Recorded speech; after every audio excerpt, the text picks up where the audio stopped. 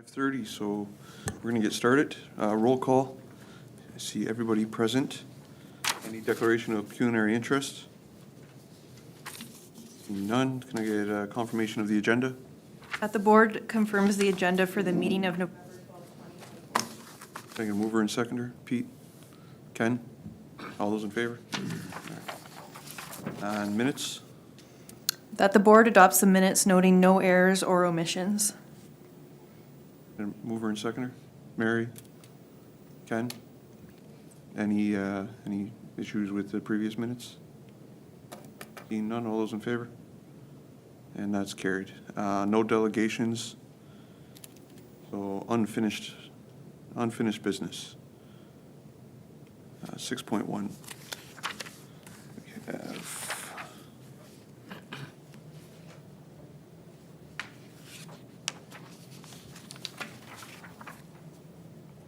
we need a resolution now. Can we get a resolution? So we do have bylaw 01-24 before us. We did consider it at the previous meeting. It is now before you to be passed. The resolution reads that the board adopts bylaw 01-24 being a bylaw to govern the proceedings of the Can I get a mover and seconder? Pete? Ken? Ken, you're in on everything tonight? I know, come on, Mary. Yeah, let's keep it going. Any discussion regarding the bylaw? Any issues with anything that you've seen in there? Seeing none, I'll call the vote. All those in favor? All right. And 6.2, do you want to Yep. speak to that? So you have before you the updated Police Service Board meeting schedule for 2025 with the changes made to be the second Friday of the month without meetings in July and August. And we are trialing the Friday in December's meeting. Yep.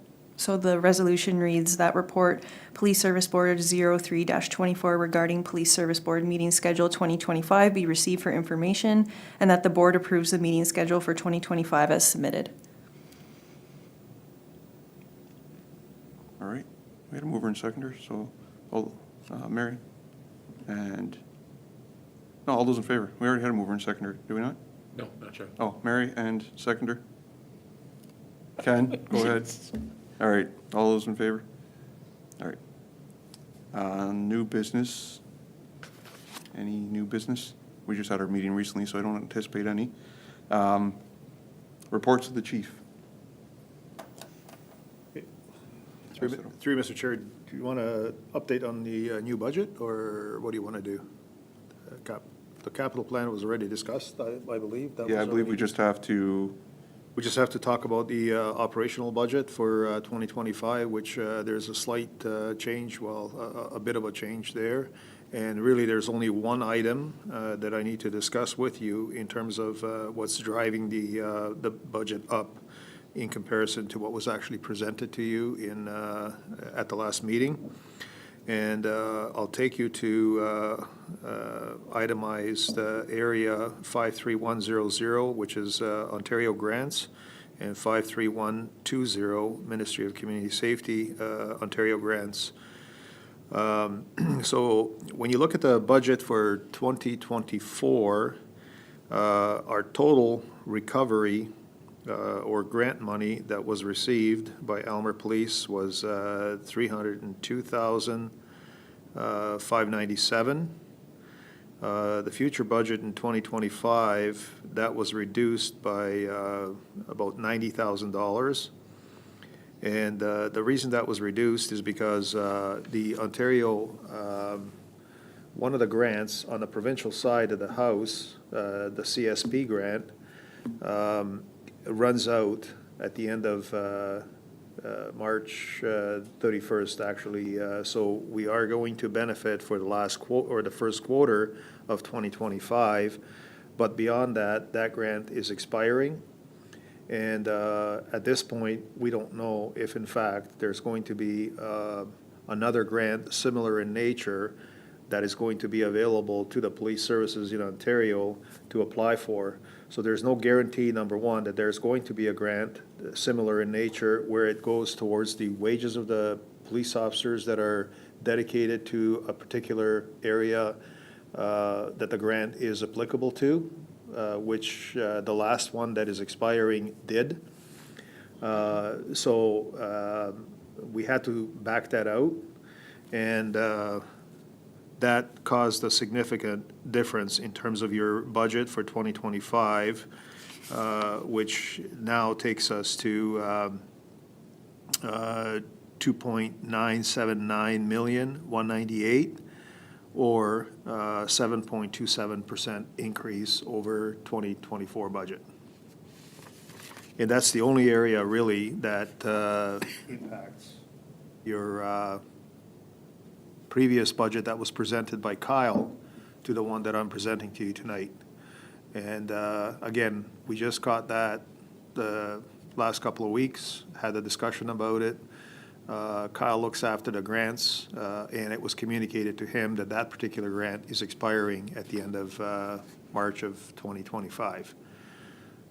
Beyond that, again, I am not sure if there's going to be a similar grant or if they're going to dedicate the resources, or the grant application is going to be specific to the equipment, which obviously doesn't benefit you. It doesn't matter how much money you get if you're purchasing equipment or any other itemized things, technology-wise, is going to benefit you because specifically the grant that's expiring was dedicated specifically to the wage of an officer that was assigned to a particular specialty in order to deal with some of the issues in the community specific to crime prevention and those kind of things. So that grant's expiring. Yes? Through the chair. Chief, can you just run through those numbers again, what we did get and what we're going to get, just so we're clear? So what you are going to get, prior to, like in 2024, we were at $302,597,000 recovery from various grants. And that was CSP provincial grant, CSP local grant, which is continuing, and then you had your RIDE grant, and then you had your court security grant. Those are the grants that equaled to about $302,000. And then we also had an officer assigned to OPC, which he'll continue with that. So those are the areas that you received money back, which drove your budget down. In 2025, that one particular grant, as you can tell, it makes a $83,000 difference in your recoveries. So that's what you're losing for 2025. You get the quarter of it because the grant is a different cycle than your budget for the municipal level. It's budgeted for calendar year, whereas the other one is based on a fiscal year, which ends on March 31st. So you get a benefit of one quarter of 2025. Beyond that, there is no guarantee you will be getting anything to replace that grant money. But there still remains a possibility that they could renew with a new grant after March 31st. There is, yeah. So, again, we haven't received any communication with respect to any grants that are coming out to replace that Ontario, like the provincial grant side of the house. And that was the big one. That was the one that we were getting $120,000. And it was dedicated to a particular position within our service that no longer is going to be funded. If you were a betting man, would you think that they're going to have a new grant, or?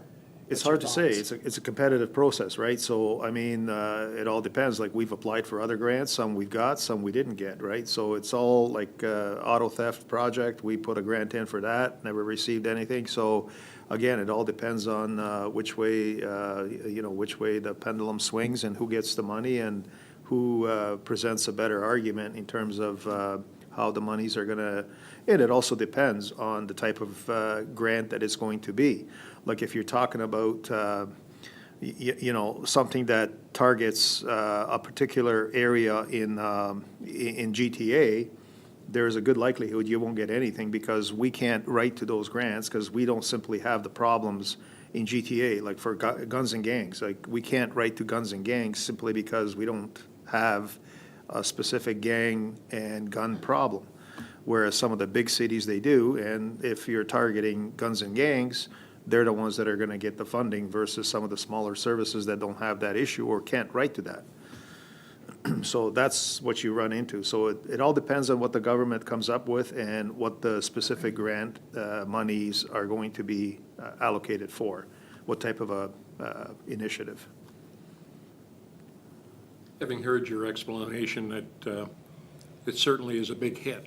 Absolutely, yeah. To our service. Yep. Always is when you're dealing with the smaller budgets, $100,000 makes a huge difference in your budgeting, for sure. And as far as anything else within that budget, nothing else changes. That is the one item that is going to make that much of a difference between the previous presentation to the budget and the one that I'm presenting to you tonight. And in your opinion, there's not much, is there much we can do about this? Or really we Honestly, hope that there's more grants that come up in 2025? as far as anything else in the budget itself, there's absolutely no other area that we can reduce the budget by. I mean, Kyle's going to have to take a look at, potentially, you could look at, again, it all comes down to resources, and if you're allocating another body to Ontario Police College, you could get a recovery, a full 100% recovery by having that officer dedicated to the college. I mean, that's where you're going to gain that $150,000 that you're losing. But again, that impacts your frontline service delivery and all the other things that we do. So that is one of the options. And again, there has to be a position within the college, and the person that is being sent there, you know, they're qualified to be an instructor at OPC. Again, looking at everything else, we basically got it down to bare bones. And there's nothing really that I can go back to and say I can cut here or I can cut there, because everything is actually bang on in terms of, I mean, 88% to 90% of your budget is wages and benefits, okay? The officers that we have on our staff, their wages are based on what their actual wages are, with incremental increases based on their progression within the service. So when you go from third class to a second class, obviously that has an impact, and we had to factor that in for next year. So, you know, some services, they look at, okay, we're going to budget, we're going to do a budget based on first class constable, full PRI, and then obviously you can reduce your budget quite a bit, because not every officer is a first class constable with a 9% PRI. We don't do our budgeting that way. We do it exactly what your numbers are and how much you actually pay for an officer based on their rate of pay. So there is no other areas that you can reduce the budget. We even looked at some of the other direct operating expenses. You know, there are increases in the benefit side of the house as well that had to be factored in, and those you can't change. You can't change the percentage of EI or percentage of your Aylmer's pension and those kind of things. So, Through the chair, Chief, is there any way of knowing, or like a position out at the police college, is there any way of knowing, or what's your best bet on that becoming available to put someone out there full-time? again, that's something that, I mean, it's a possibility. They're always looking for instructors. The issue is, again, when you take from frontline, that's the only place you can take it from, that impacts your frontline service delivery. So that's one of these things that, yeah, it's a benefit because you get the money back, but at the end of the day, you're going to be running into issues where you might have to pay overtime in order to cover some shifts because of the absence of that particular person, right? You know, it all depends on moving forward. Again, the willingness of the deputy chief and the chief covering certain shifts and those kind of things. Like, for example, this week I'm covering 3 shifts, 12 hours, because we're short. You know, we got people on vacation, we got people on courses. You know, so we're short. So again, that's going to be something that you'll have to work with your new deputy and the chief in order to see which way you want to go and how far you want to stretch that front line. The big issue is, again, making sure that you have officer safety factored in because of the requirements of having 2 on at all times, right? That does impact your budget as well, and your ability to kind of shift things around. Okay? Chief, on the issue of having 2 on at one time for safety purposes. Yep. How did that evolve? Is it based on legislation, or is it based on being established and setting the standard and not being able to go back? Well, In that's- other words, if you had 1 on duty at night with 1 on call, could you explain for everybody's? So the way that works, obviously, that's something that you negotiated in your contract because somebody brought it up at some point way back when, before my time, and I think way back before, I don't know when they actually implemented the 2 officer patrols for safety reasons. There's a legitimate reason for that, obviously. You know, you can't have 1 person working, and I mean, I'll give you an example today. We had a serious call that we had to attend to where a weapon was used in an assault, active, ongoing, and it's pretty tough to send 1 officer to something like that. So there is a legitimate reason why you have 2 officers on, and those are the kind of reasons that, you know, you might have it today, tomorrow you may not have it, or the next day you might not have it, or the night shift you may not have it, but then the next night shift you got, you know, 2 or 3 things on the go, especially with the domestic, especially with, you know, some of the pretty serious calls that you perhaps didn't have to deal with 15, 20, 30 years ago. Those are pretty much a daily, not a daily occurrence, but certainly it's more prevalent now than it was 20 years ago.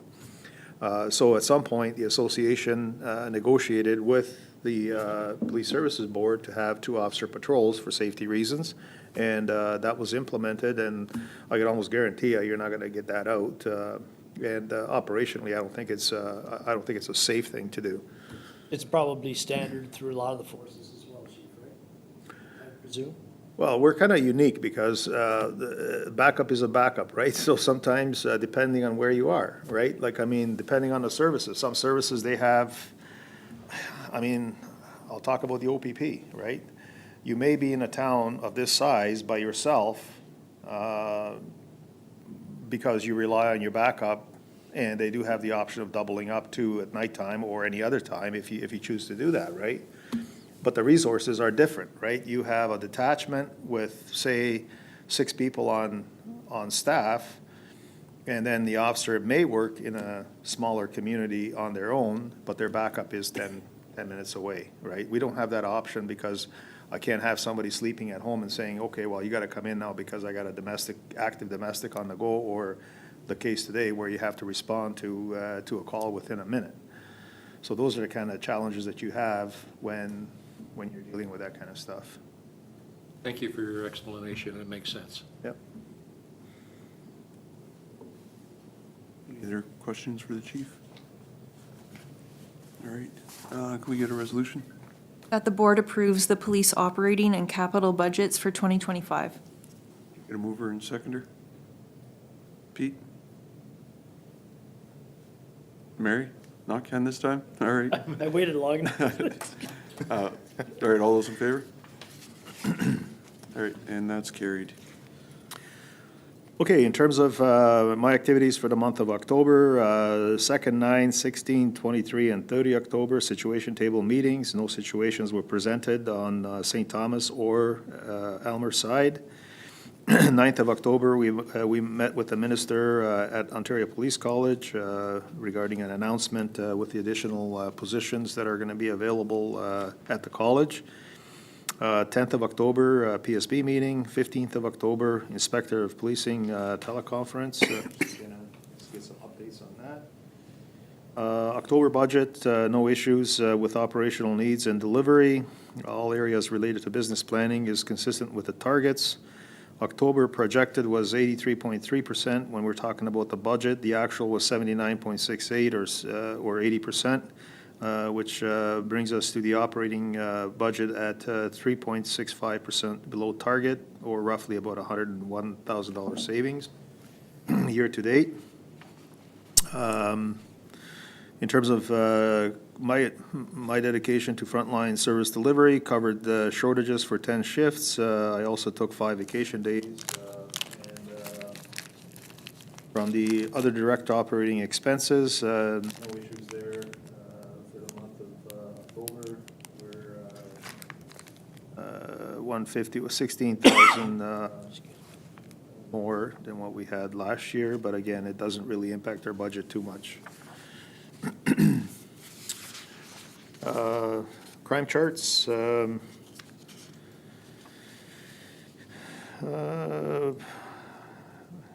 Again, Crime Stoppers, no reports for October, 15 for the year to date, which is almost double to what we had last year. So some good tips are coming in from the callers, which again is a positive thing in terms of ability to solve crime.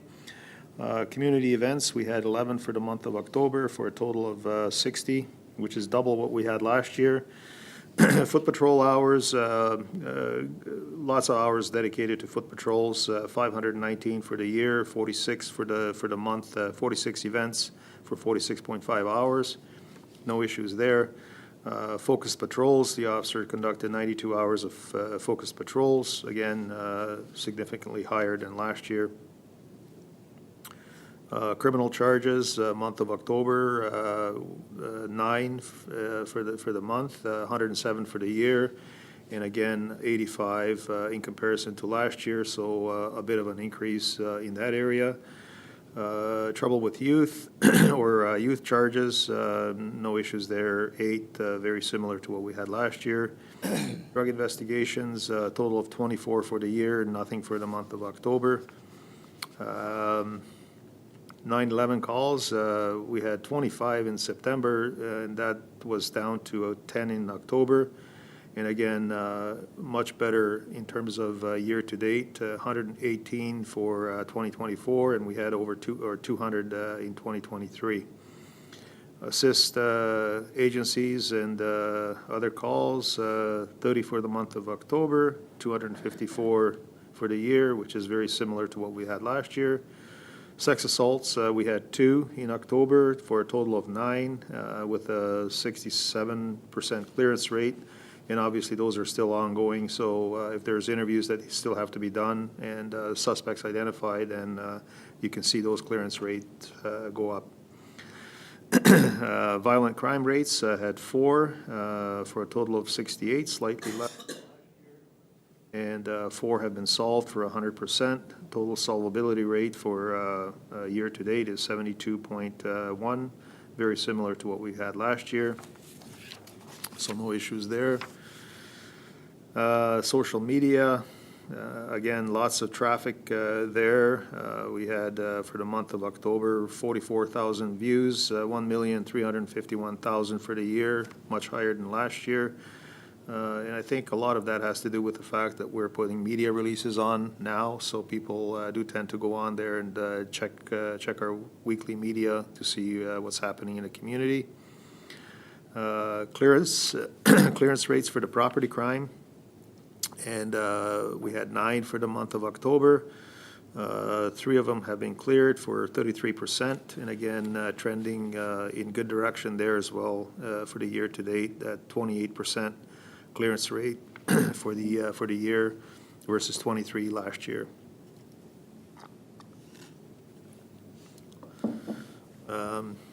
School visits, actually, we've kind of are opening that up a little bit. We had a really good rapport with the East Elgin School.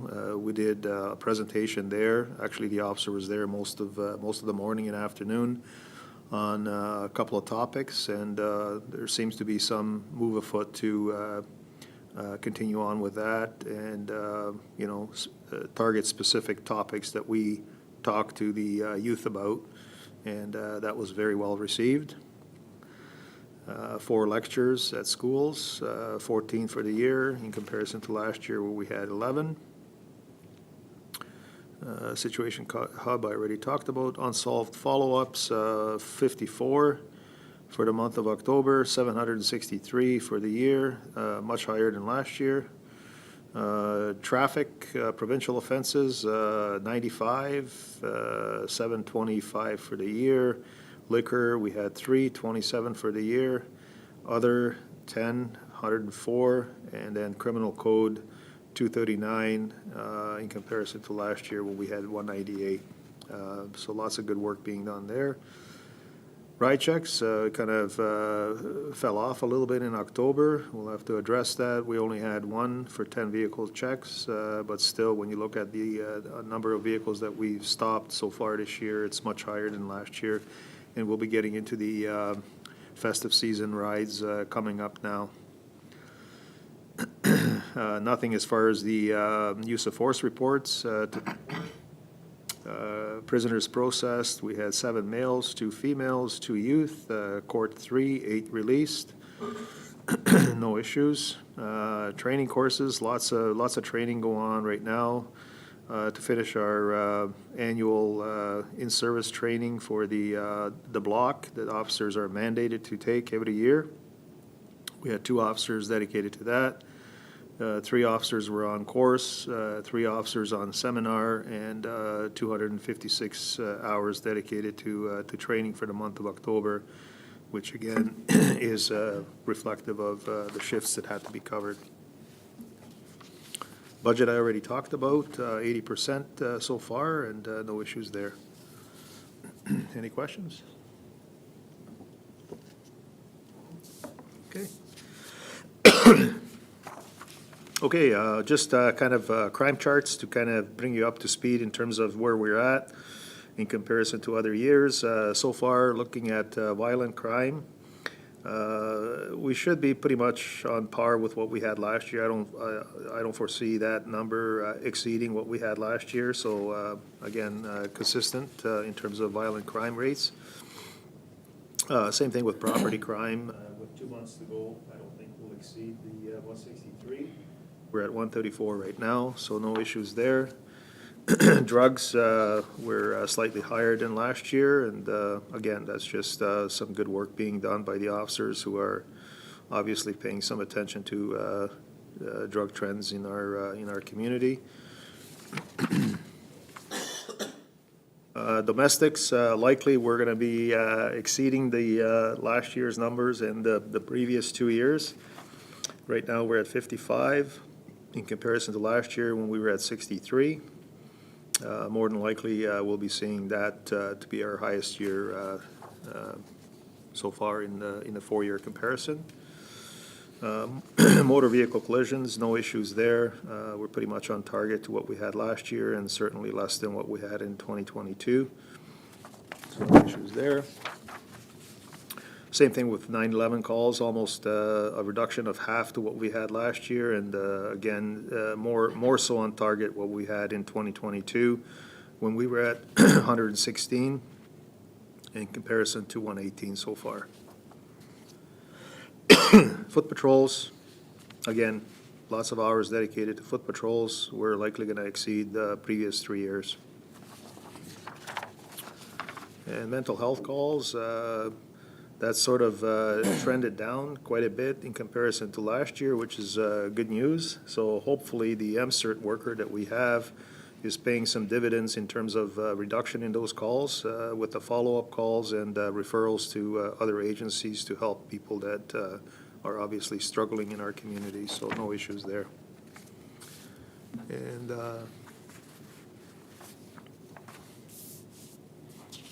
again, I already covered my shifts. I had 10 that I worked. All the yellow are the extra shifts that I worked on the road.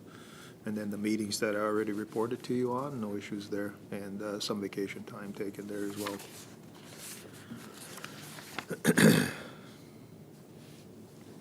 In terms of police budget, we got the police services up there first. Again, nothing else, nothing out of the ordinary there. You're looking at 79 or 80% on the PSB side. No real issues No real issues there. So actually, you're at 82% spent, slightly on target to what your actual budget is. No issues. And same thing with the police budget. We're at 80% total spent, and no concerns in terms of where we're at. In fact, if we're looking at 83.3 is where we're supposed to be spent, we're actually at 76% for the wages and benefits, which is good. That's where your savings are really coming in at in comparison to some of the other areas. The Police Services Board, I already talked about that. There's no concerns there. You're at 82%, which is right on target with 83.3%. And that is my report, Mr. Chair.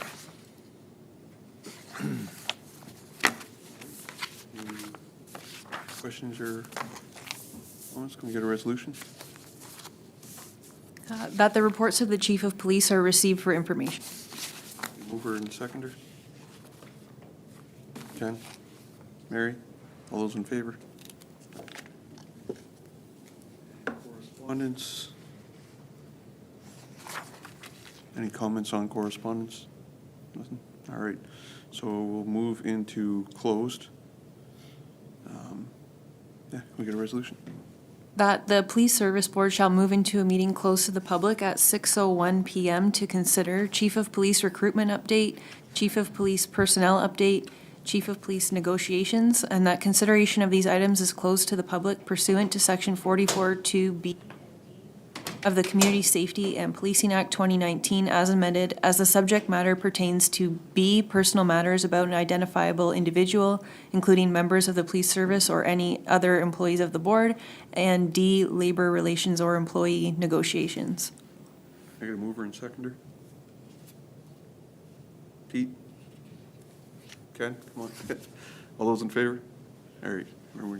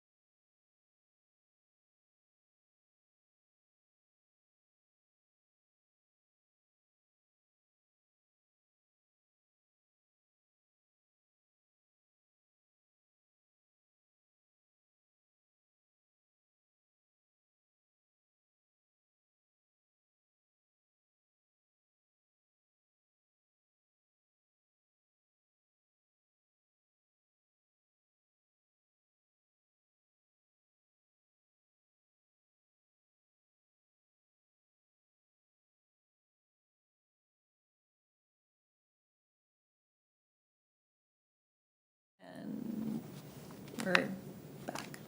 All right. Okay, can we get a resolution?